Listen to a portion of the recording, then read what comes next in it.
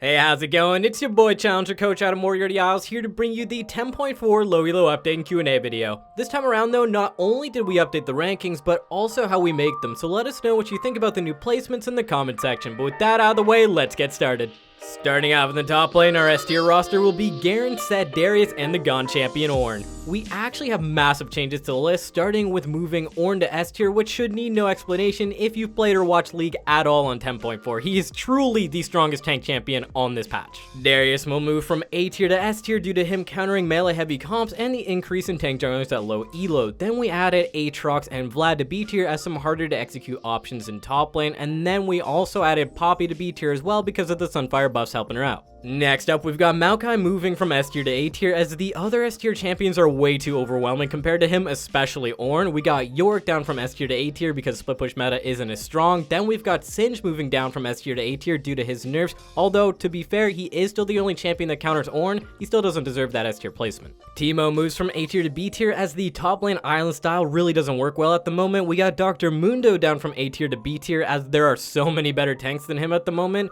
Then we got Sona and Soraka just erased from top lane, thank the Riot Gods. We also removed Heimerdinger, Cho'Gath, Kennen, and Gnar because they are underperforming, while Yasuo is just being removed as well as he has no real place in top lane outside of mid mains who are autofilled to top lane and feel like feeding. Okay, told you there were a lot of changes, but the most important change was moving Garen from A tier to S tier. This champion is back to his S tier status on the low-elo list after he received buffs to his Q damage, his E jungle clear speed, which to be honest I think helped him out more in top lane than it did in jungle, and the increased tankiness on his W.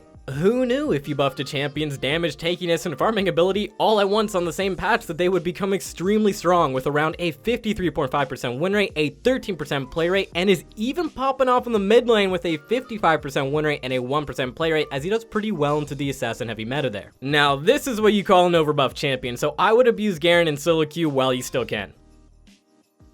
In the mighty jungle, our S tier roster will be quite a few champions: Master Yi, Trundle, Zac, Amumu, Warwick, Sett, Shaco, and Echo.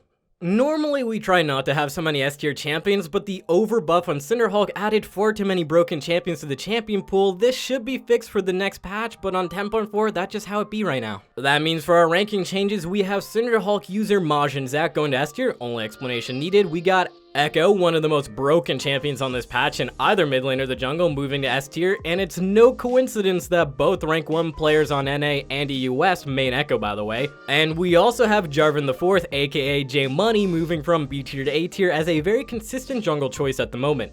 Compared to more solo queue dominant tank jungler, Sejuani just isn't doing as well, likely due to the large presence of Trundle, so we moved her down from A tier B tier, along with removing Garen, Talon, and Gnar jungle until they are buffed, as they're just simply too weak at the moment, and picking any of them is a little bit trolling. The most important changes to this patch though will be Warwick moving from A tier to S tier. Must be a coincidence that he's a Cinderhulk user, but no, of course not. It's just that Warwick is one of the few non-tank junglers to be able to abuse the buff version of this item. He's actually quite good at it too, able to reliably proc it with his fear to increase his dueling potential and his clear speed. Not like he needed that anyways, but he just got it for free. The other nice thing about Warwick on this patch is that with the increased amount of tank junglers at lower levels of play, Warwick has a much easier time dominating the early game, as those champions don't commonly have the damage to kill him through his healing in the early game, as they don't get grievous wounds until the mid game. That means you'll be able to pick up Warwick if you want to still abuse the meta, but like playing a more aggressive style capable of winning duels or 1v2s in the early game. Moving down to the mid lane, our starting S tier roster will be Diana, Fizz, Echo, and Katarina. For our changes, we have Katarina moving to S tier as one of the biggest snowball threats in the game currently. We got Sylas making his mid lane comeback due to his recent string of buffs, along with him being solid versus tanks, so we're gonna move him from B tier to A tier. Zed and Pyke will move from B tier to A tier as well for pretty much the same reason. The removal of perfect timing was massive for them this patch, allowing them to actually exist as champions and not get countered by a minor rune. Mordekaiser and Swain will move down to A+ tier as they barely get edged out simply because the currently 4 mid lane are far too overwhelming, and their ability to snowball and roam really quickly and take over a game, while Swain and Mordekaiser are more about staying in their own lane and then team fighting, which sometimes isn't enough to win a game. AP Wizard Malphite will fall down to B tier unfortunately, as he's just got less targets to one-shot. Ziggs and Victor will struggle versus assassins on this patch, so we moved them from A tier to B tier, and Rumble's nerfs were too heavy, so he got weighed down from A tier to B tier as well. We also removed Min Morgana off the list as she is simply what people pick up wins on if they're an autofilled support main. She's still viable for that, by the way. And we also shout around Aurelion Sol on the low-elo list as he dropped almost 4% in this bracket, which is nuts. He's still doing pretty decent in high-elo though. The one change I would like to highlight this patch is Echo moving from A tier to S tier. Like I mentioned in the jungle section, it's not a coincidence that the rank 1 player at the time of writing this on EU West is Razork, who mains Echo jungle in solo queue with a 75% win rate, while in NA, the rank 1 player mains Echo mid and off-rolls Echo jungle with around a 70% win rate. This champion, currently on the low-elo list, has almost 0 losing matchups, only slightly losing out to Kassadin, who used to be his biggest counterpick, with everyone else being even or winning. Combine that with the fact that Echo is a snowball heavy assassin pick who's pretty good in lane, can roam, can split push, can engage, can teamfight, and has got decent scaling, you get a champion who is far too consistent and safe even when you blind pick him, which is why so many people in high-elo at the moment main him in either role. Even I tried him out recently, as well as watching footage of pro players playing Echo, and found that the only time I died or they died was when we became way too overconfident from how overpowered you felt, and from choking in the NALCS finals. For the bot lane, our S tier roster will be Jinx, Misfortune, Senna, Jhin, Caitlyn, and Vayne. For the changes, we've got Caitlyn moving back up to S tier as she pairs well with the current Enchanter support roster and can bully lane even harder with the buffs to her attack speed. Tristana Draven, despite being able to pop off sometimes and Snowball, aren't doing well at the moment due to the increase in frontline champions as well as having poor build paths, meaning if they fall behind, which they will, they end up pretty useless during the mid game, so they will go from A tier to B tier. We also move Yasuo down from A tier to B tier and Heimerdinger down from A tier to B tier, as well as Xayah, who is just a little bit better in high elo and competitive play, which is why you see her, but only really when she's paired with Rakan. Jhin this patch will be moving from A tier to S tier, which might seem strange, and all the Jhin mains in the comment section are furiously typing about how he's bad versus frontline heavy metas, and I agree. Normally he's super bad, but there's a catch to this patch. And it's almost entirely due to how he's got strong laning matchups into popular picks like Misfortune and more specifically Ezreal, who take up about half the ADC's Yo lane versus his Jhin. Due to actually having good lane matchups this patch, Jhin is actually able to consistently win the laning phase, get a higher gold income than normal, and actually get to a last whisper on his 3rd or 4th item, which will allow him to actually kill the enemy frontline. He's actually got some pretty good kiting ability thanks to the movement speed when he crits, as well as his traps and W. Because he's got higher income, he should be able to actually still do decent at killing frontlines. Now, I'm definitely not saying he is optimal into tanks, and he definitely could fall out of S tier if tanks become even more popular and lane matchups change, but due to having those good lane matchups, Jhin is able to stay ahead of the damage curve and be passable at killing tanks past the laning phase. And to be honest, the most important thing right now in solo queue is to win the laning phase, because you might not even reach the teamfight stage before your team, or sometimes the enemy team, hits FF.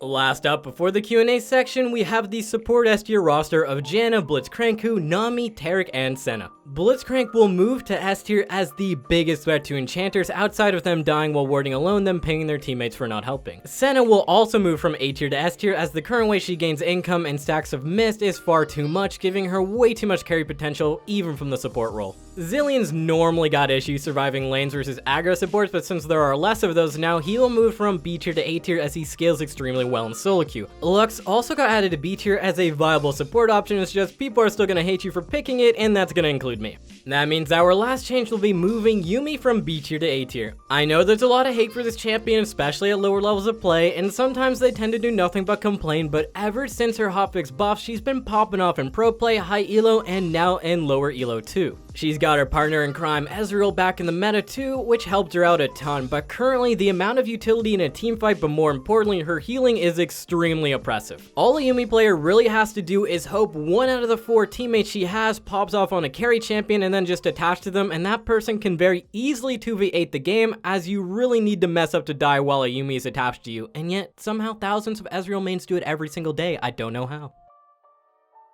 Now we're gonna move on to the Q&A portion, where our first YouTube question comes from Jerome Sabellino, who asked, "Hey Mobalytics, I want to know your thoughts about removing Caitlyn's mechanics, because personally that mechanic made me deal more damage than usual with traps and autos in the mid game, and it removed her mid game weaknesses for me."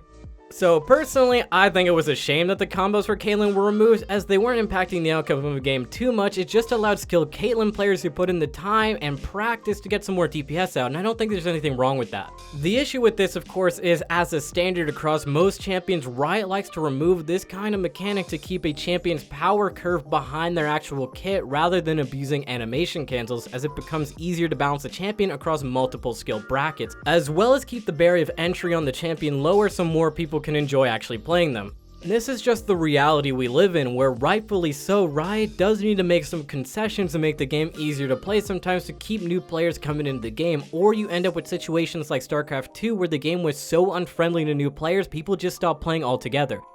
Our next YouTube question comes from Mayu Pectorium, who asked, why is Katarina intense difficulty ? I can't understand ... Personally, coming from a background of playing Dota, Smash Bros Melee, TF2, and StarCraft 2, as well as Brood War, I wouldn't consider almost any of the League champions, besides maybe Kalista, mechanically difficult, as none of them required the same amount of precise APM and frame-perfect execution that combos in Melee or other fighting games require on a consistent basis. This is all to say that difficulty in League champions are all relative to each other. For example, Garen is far simpler and easy to execute than Katarina. I'm sure most people can agree with this. Though Katarina's got no skill shots, and people will often joke about her looking like she's face rolling on her keyboard to score kills, which, sometimes, to be honest, I think they do. She still does require very precise mechanics and execution on her combos, as well as quick reaction speed to dodge things mid-fight with her E Shumpo in situations where she's not very fed. Now, does she always need to play perfectly like this? No, of course she doesn't, especially in her current form when she's fed, but the champion itself will do next to 0 damage and die instantly if you misplay mechanically, which is the opposite of Garen, hence her high mechanical placement, which is backed up by her high learning curve. Our last YouTube question will be from Wistful Warp Spoon. What a name. How does Set work as a jungler? It would seem bad due to his lack of CC and gap closers, especially compared to more meta junglers like Echo, Yi, or Elise. So I actually thought this at first as well, and a lot of it has to do with the combination of Blue Smite, Nimbus Cloak, and the movement speed his Q gives, which combining all of these movement speed effects will allow him to actually get into E range for his ganks, which is surprisingly strong. But what it mostly comes down to is how overpowered the champion is in general. Not only is he a Cinderhulk user, which is overbuffed currently, but Set W deals far too much damage and makes him far too tanky, allowing him to win a lot of early duels or skirmishes and even teamfight extremely well. This means that because he's going to be winning a lot of early duels and skirmishes, he's going to end up ahead going into the teamfight phase, where even with the lower income from the jungle, he still ends up destroying fights with his ultimate. So pretty much what it comes down to is the stacking of movement speed increases, catches people off guard, giving him some decent ganking. He's not Elite level or anything like that, but it's still strong. He also uses a very strong jungle item on the patch, and also the champ itself, regardless of the role, is pretty broken, and you even see him in support because of that right now. Next up, we got our first Instagram question from Bordy, who said, the moment I saw that Mord is an A tier mid, I stopped believing in the list. I'm sorry to hear that, because Mordekaiser is actually a very strong mid laner at the moment, despite not being super popular as a mid laner. He, funny enough, performs better in that role currently. He currently holds a 50% win rate in the top lane at all ranks with a 10% play rate, while in mid lane it's a 53% win rate with a 2% play rate. The reason for this disparity is purely matchup based. I know it sounds weird, as traditionally Mord shouldn't do well in mid lane, as it's normally the home of control mages who simply outrage him and shove him in, but at the moment it is an assassin meta. If we go through the top 10 mid laners in terms of play rate, we have Yasuo, unsurprising, then Zed, Katarina, Diana, Fizz, Ahri, LeBlanc, Sylas, Talon, and Lux. This means that there's only one real mage, not counting Ahri, who is mid lane, and she doesn't even have the DPS to kill Mord either. Then you look at the other 9 champions and realize, well, Mord wins almost all of these matchups, as assassins do not have the burst damage or survivability to deal with Mordekaiser, especially when he ults them. This is actually similar as to why Garen is doing better in mid lane. Even though he's traditionally a top laner, he just does so well versus assassins. I hope this explanation really restores your faith in the list, as we do really spend a lot of time going through each and every single champion to make it as accurate as possible, even if it goes against the norm. That means our last Instagram question will be from AliGold_Dust, who asked, Kayle isn't even B tier High-ELO anymore, why is that? Okay, so funny enough, prior to 10.4, Kayle's early game was just way too weak to be played in High-ELO, because High-ELO solo queue was all about snowballing early and quickly. It's not about scaling at all, because the average game time is around 26 minutes, which is way before Kayle becomes strong. That means with having so many poor lane matchups and low lane priority, it's almost trolling your team, as you're crippling their ability to play the early game while not even coming online fast enough to make up for it. Recently though, with more tanks added into the meta, not only does she have better matchups, but the pace of the game slows down a bit, so we actually added her back to B tier this patch as a new counterpick to the meta on occasion. Just note though, on the high-elo list, B tier champions are normally pretty bad if they aren't used as counterpicks, as champion strength and lane priority has a massive impact on that skill level bracket. That's it folks, thank you everyone for watching, and be sure to check out our other content on this channel as well as at Mobalytics.gg. As always, I'm Adam Moriarty Isles, may the new and old solo queue gods be with you.